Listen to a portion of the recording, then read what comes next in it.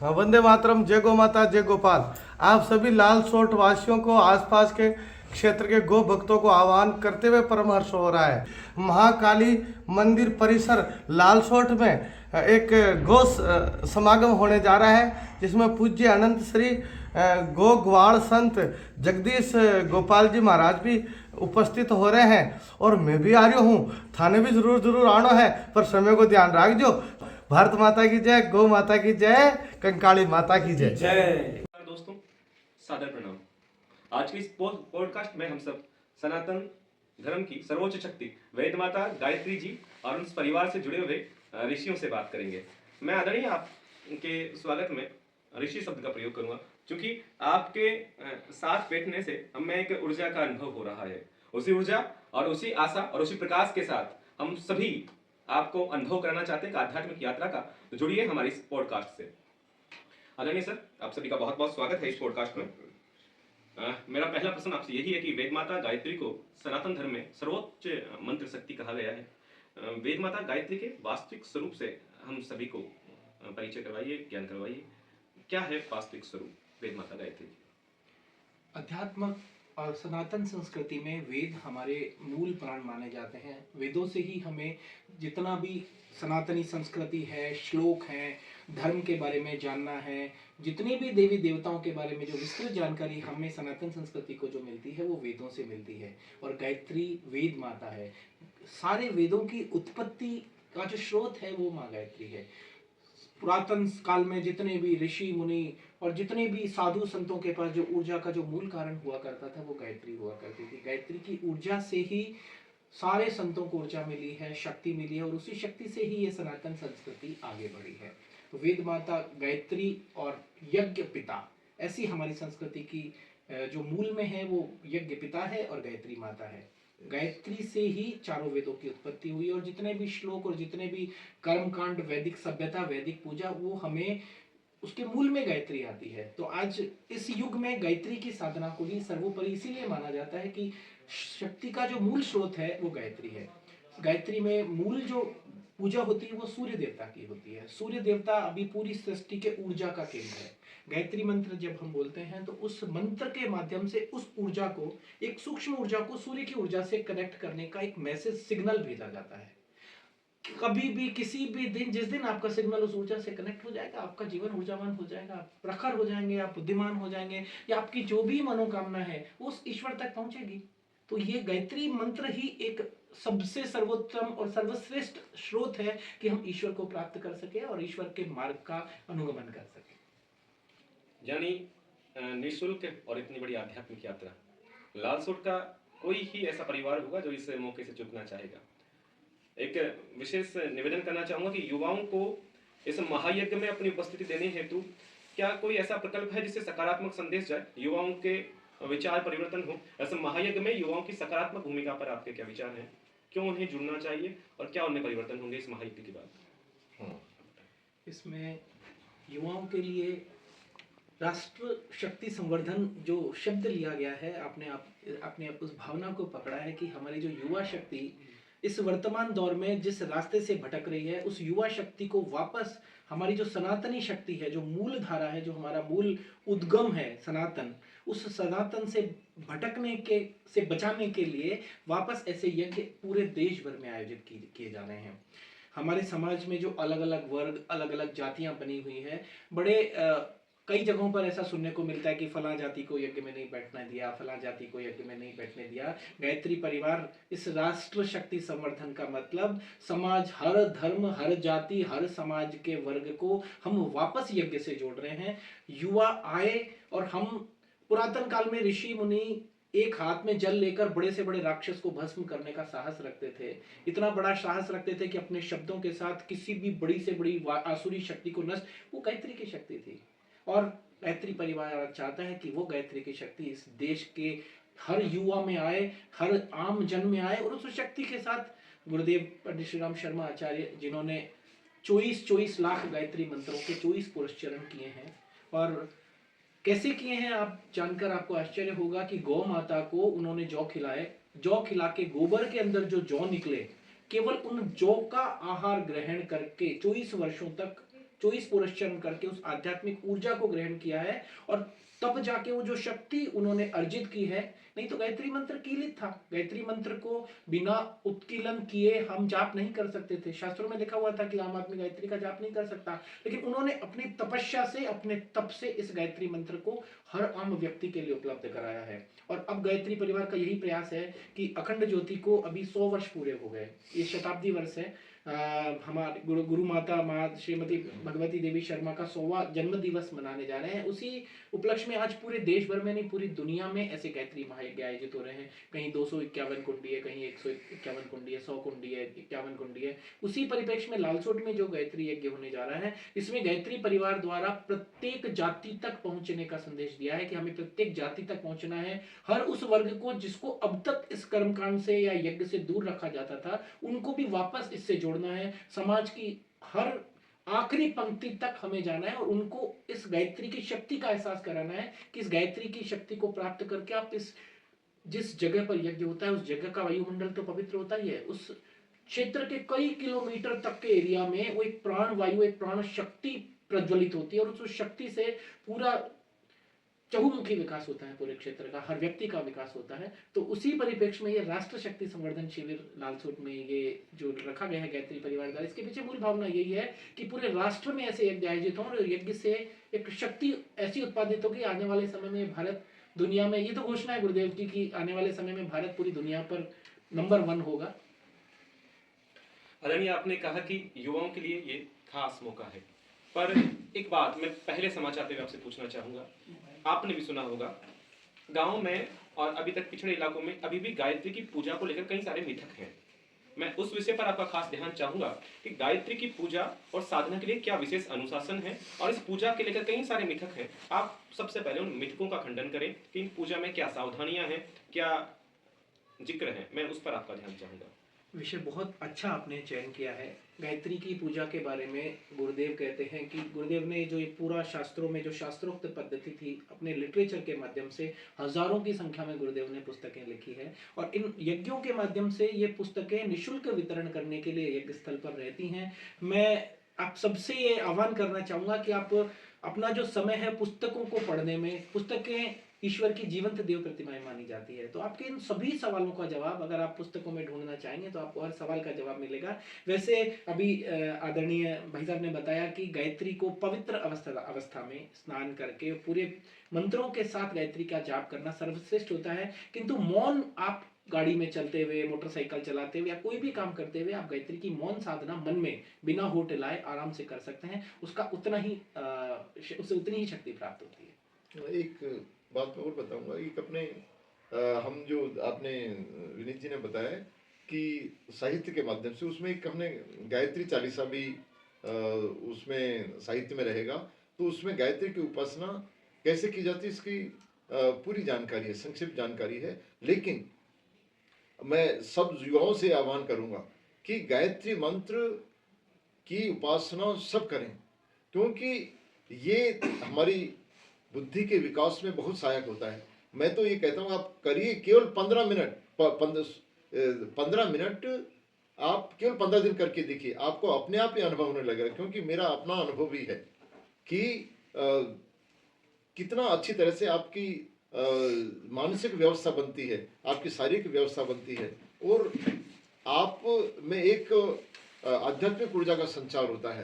ये आप अपने आप अनुभव करिए और जो अपने स्व अनुभूत जो बातें हैं वो आप ज़्यादा अच्छी तरह से समझ पाते हैं, जान पाते हैं। तो उसमें हमने इसी 51 कुंडी हवन में हमने दीक्षा के कार्यक्रम भी रखे हैं। जो युवा दीक्षा लेना चाहें वो दीक्षा भी ले सकते हैं, उसका शुल्क नहीं है, सारा कुछ निःशुल्क है। और गायत्री साधना से जुड़िए, ये सब युवाओं से मेरा एक आह्वान है, करिए इसको। ये सर्वसुलभ भी है और हम एक बात और कहने जा रहे हैं, ये एक तरह से समता यज्ञ भी है। इसमें किसी जाति का कोई बंधन नहीं है।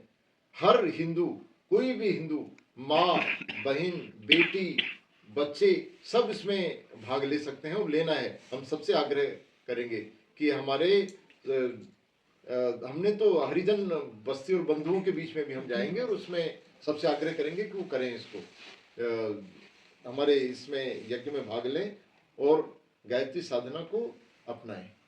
शक्ति संवर्धन गायत्री महायज्ञ के जो मंगल कलश यात्रा है उसके पंजीकरण की क्या रूपरेखा है और क्या इसका रूट रहेगा मंगल कलश यात्रा का? मंगल कलश यात्रा हमारी 2 जनवरी को सुबह, चूँकि सर्दी का मौसम है इसलिए हम दोपहर का समय रख रहे हैं, 10:15 बजे महाकाली मंदिर से प्रारंभ करेंगे। कलशों का वितरण हमने अभी से प्रारंभ कर दिया है क्योंकि करीब 1100 कलशों की व्यवस्था की जा रही है कलश यात्रा के लिए, और उससे ज़्यादा की आवश्यकता पड़ने पर और बढ़ाई भी जा सकती है। अभी से कलश गायत्री परिवार का यह आह्वान है कि पूरे क्षेत्र में इस यज्ञ के लिए गायत्री मंत्रों का जाप बहुत आवश्यक है। गायत्री मंत्रों के जाप से जो चेतना और जो ऊर्जा मिलेगी उससे गायत्री मंत्र की सफलता सुनिश्चित होगी। तो इन कलशों को हम सभी माता बहनों के घर भेज रहे हैं, जो भी लेना चाहती हैं वो हमसे संपर्क कर रही हैं और कलश ले जा रही हैं। तो हम उनसे आह्वान कर रहे हैं कि इस कलश में थोड़ा गंगाजल डालें, थोड़े से पीले अक्षर डालें और प्रतिदिन इनको 1 माला, 2 माला, 11 मंत्र, 5 मंत्र जो भी आप कलशों को सुना सकती है वो सुनाइए। और 2 तारीख को 10:15 बजे आप कलश को जल से भर के एक नारियल लगा के, माला लगा के आप मंदिर लाइए, गायत्री मंदिर, वहां से हमारी कलश यात्रा प्रारंभ होगी। कहाँ से कहाँ ये मंगल कलश यात्रा कहाँ से प्रारंभ होगी और कहाँ तक जाएगी? मंगल कलश यात्रा लालसोट महाकाली मंदिर, रामकृष्ण गायत्री सत्संग मंदिर भवन है, वहां से प्रारंभ होकर यज्ञशाला है कोथून रोड पर, अशोका एवेन्यू मैरिज गार्डन जो केशर गुलाब होटल के सामने आनंद हॉस्पिटल के पास है, वहां तक ये कलश यात्रा पहुंचेगी। आदरणीय 51 कुंडीय महायज्ञ में जो जोड़े बैठेंगे उनके पंजीकरण के लिए क्या रूपरेखा और क्या व्यवस्था रहेगी? जोड़ों के लिए हमारे जो जितने भी गायत्री परिजन है लालसोट गायत्री परिवार के साथ एक गांव में जाके, एक घर में जाके संपर्क कर रहे हैं, उनसे पंजीकरण कर रहे हैं कि जो भी जोड़े बैठना चाहते हैं, एक कूपन हमने दिया हुआ है, वो कूपन में उनका नाम और मोबाइल नंबर लेकर आ रहे हैं। उसी कूपन के माध्यम से हम 3, 4, 5 को जो गायत्री यज्ञ होगा उसमें उसी सीरियल के हिसाब से हम यज्ञ हवन पर बैठाएंगे और जैसे जैसे कूपन आगे आगे करते जाएंगे उसी सीरियल के आधार पर हम यज्ञ कुंड पर बैठाएंगे। तो मैं आपके चैनल के माध्यम से ये भी आह्वान करना चाहता हूँ कि अब अगर हम किसी सज्जन के पास हम नहीं पहुंच पाते तो आप लालसोट में आकर किसी भी गायत्री परिजन के पास आके वो आप रजिस्ट्रेशन करवा सकते हैं और यज्ञ पर बैठ सकते हैं। आदरणीय, जैसे कि इसकी प्रचार सामग्री मैंने देखा कि कुछ संस्कार भी इस महायज्ञ में संपन्न करवाए जाएंगे, किस किस तरह के संस्कार यहाँ होंगे और उनके लिए क्या शुल्क रहेगा? इस पूरे कार्यक्रम के अंदर शांति कुंज हरिद्वार से जो विद्वजन आएंगे वो गायत्री के बारे में, प्रज्ञा अभियान के बारे में और बहुत सारे ऐसे जो ज्ञान है, वैदिक ज्ञान है, वो हमको विभिन्न कार्यक्रमों में जो सुबह से लेकर शाम तक चलेंगे उनमें वो प्रदान करेंगे। साथ ही जितने भी षोडश संस्कार होते हैं, जैसे नामकरण संस्कार हो गया, ये यज्ञोपवीत संस्कार हो गया, विद्यारंभ संस्कार हो गया, शिखा संस्कार हो गया, कोई गर्भवती महिलाओं के लिए बहुत महत्वपूर्ण संस्कार है जो पूरे देश में अभी आयोजित किया जा रहा है, पुंसवन संस्कार। जो भी अभी गर्भ से जो महिलाएं हैं वो आए उनके लिए पुंसवन संस्कार, जिससे आने वाली संतति बहुत ऊर्जावान होगी। जो पैदा होने वाला जो बच्चा आएगा इस धरती पे बहुत शक्तिशाली होगा। ये अभी तक कई वैज्ञानिक रिसर्चों में साबित हो गया है। तो गायत्री परिवार पूरे देश भर में पुंसवन संस्कार भी आयोजित करवाया जा रहा है। को 16 संस्कारों में जो भी संस्कार आप किसी का भी करवाना चाहते हैं, आपको आके पहले रजिस्ट्रेशन करना पड़ेगा, अपनी डिटेल देनी पड़ेगी और उसी क्रम के आधार पर आपको वहां संस्कार के लिए बुलाया जाएगा और निश्चित रूप से ये पूरी तरह गायत्री परिवार की तरफ से निःशुल्क रहेगा। पंजीकृत प्रतिभागियों के और संस्कार में शामिल होने वाले हमारे छोटे भाई बहनों के और जो भी इसमें शामिल होंगे उनके लिए प्रसादी की भी कोई व्यवस्था है? इस तरह की व्यवस्था होगी? निश्चित रूप से गायत्री परिवार की तरफ से पूरे 3 दिन तक आने वाले सभी सनातनी भाइयों के लिए प्रसाद की व्यवस्था रहेगी, भंडारा चलेगा। सभी आमजन के सहयोग से जो भी भाई बहन इस भंडारे में भी सहयोग करना चाहेंगे, आमजन के सहयोग से यह भंडारा गायत्री परिवार द्वारा आयोजित किया जाए। जी बिल्कुल आदरणीय, मुझे अपने किताबी ज्ञान की याद आ गई कि जिसमें कहा गया था कि ऊर्जा का एकमात्र प्राकृतिक स्रोत सूर्य है और आज आपने बताया कि विज्ञान कहीं पीछे है अध्यात्म से। अध्यात्म में उसकी सही व्याख्या हुई कि क्यों ऊर्जा का वास्तविक स्रोत सूर्य है।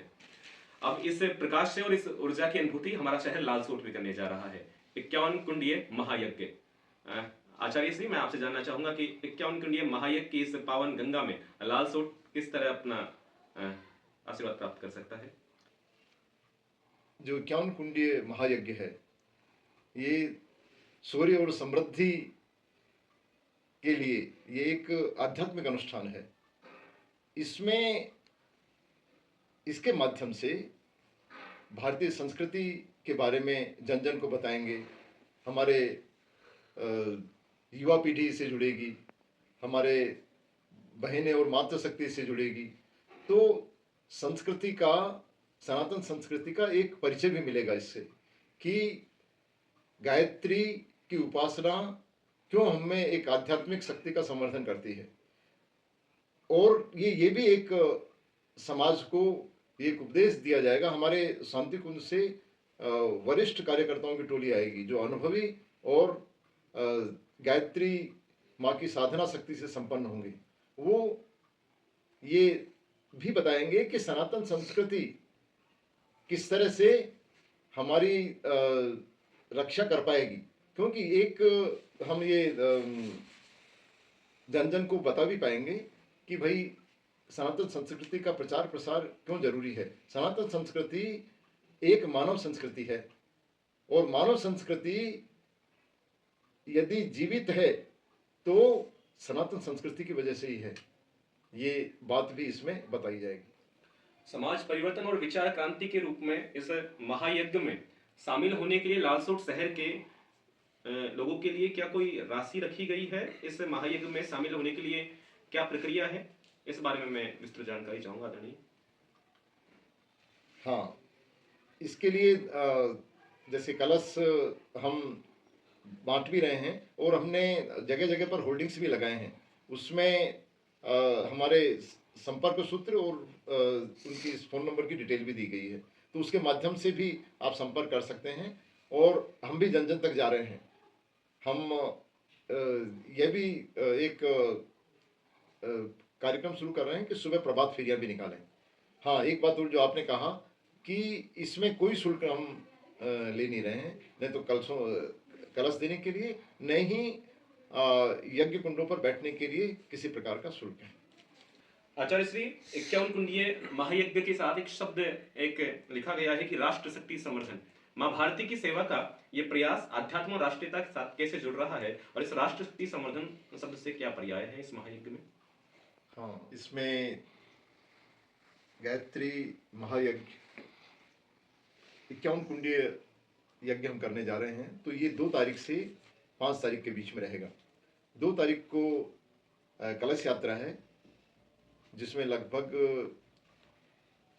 1100 उनकी कलशों की यात्रा रहेगी। और इसके बाद में 3 से 5 तारीख को 51 कुंडीय यज्ञ का कार्यक्रम आयोजित किया गया है। तो इसमें 51 कुंडों में हर रोज लगभग एक पारी में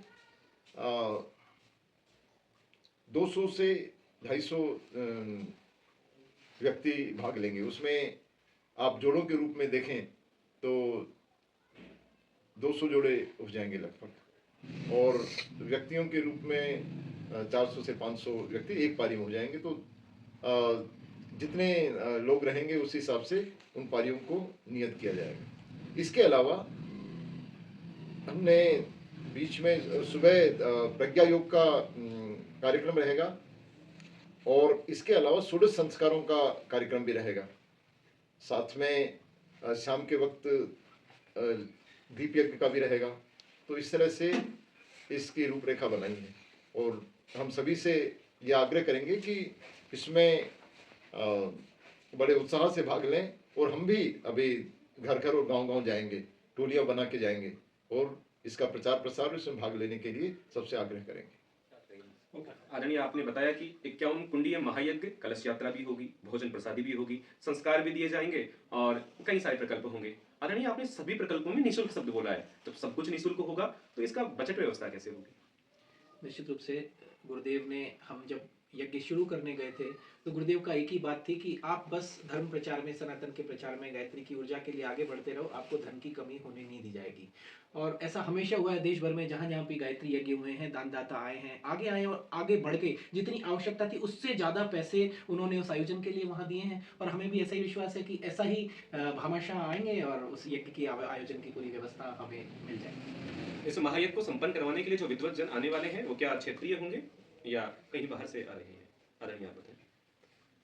ये जो यज्ञ कर्म कार्य संपन्न करने के लिए जो षोडश संस्कार हैं उनको संपन्न करने के लिए शांति कुंज से साधकों की टोली आएगी जो कि स्वयं में काफी अनुभवी होंगे। हरिद्वार के शांति कुंज के हमारे विद्वज्जनों द्वारा जो इस महायज्ञ को करवाया जाएगा, तो लालसोट शहर में इसके प्रचार प्रसार की क्या रूपरेखा रहेगी? प्रचार प्रसार के लिए एक तो आपका ये माध्यम हमने चुना है, सोशल ये मीडिया। दूसरा हमने धार्मिक स्थानों पर बैनर्स भी लगाए हैं, ये दूसरा हो गया। तीसरा हमने घर घर जाके संपर्क करने की व्यवस्था भी हम कर रहे हैं, और इसके अलावा गांव गांव में भी जा रहे हैं। तो ये 3 तरह की व्यवस्था रहेगी। और एक हम और बताना चाहूँगा मैं कि हम प्रभात फेरी का आयोजन भी करने जा रहे हैं, जिससे कि सुबह जनसाधारण और माँ बहनों और बच्चों को पता लग पाए कि 2 से 5 तारीख के बीच में 51 कुंडी यज्ञ का कार्यक्रम हो रहा है। एक अंतिम, आप हमारे इस दर्शकों के लिए, इस महायज्ञ के लिए, विशेष रूप से महिलाओं और युवाओं के लिए क्या संदेश देना चाहेंगे? आप अपनी बात अंतिम। यज्ञ गायत्री उपासना एक हमारी सनातन संस्कृति की एक अद्भुत और शक्ति संवर्धन उपासना है। मैं ये चाहता हूं कि हर युवा इससे जुड़े। उससे देखो, एक छोटी सी बात मैं बताना चाहूंगा, हम में शक्ति काफी है लेकिन उसमें विवेक नहीं है। रावण में भी शक्ति थी, उसमें विवेक नहीं था, तो क्या हो गया? राक्षस हो गया। तो ये शक्ति संवर्धन जो नाम दिया है, ये इसी को सार्थक करेगा कि हमारे युवाओं में गायत्री उपासना के माध्यम से एक सात्विक शक्ति का संवर्धन हो। और ये उपासना करने से, क्योंकि हमने जो नए जुड़ रहे हैं, जो पहले से जुड़े हैं, वो तो जानते हैं कि गायत्री शक्ति क्या है। आप जुड़िए गायत्री शक्ति के बारे में। तो ये भी है कि गायत्री कामधेनु है। गायत्री के आंचल में हमने कोई साधना की, तो जैसे कामधेनु के बारे में प्रचलित है ना कि कामधेनु के सामने आप जो भी सोचो, जो भी आप चाहो, सब कुछ मिलता है। आपको आध्यात्मिक भी मिलता है, आपको भौतिक भी मिलता है, और आप विवेकवान बनते हैं। ये सबसे अच्छी बातें हैं। तो मैं तो वापस चाहता हूँ कि कहना चाह रहा हूँ कि हमारा हर युवा उससे जुड़े, क्योंकि आज के समय में ये सबसे आवश्यक साधना है जो हमको करनी चाहिए। बहुत धन्यवाद आपसे।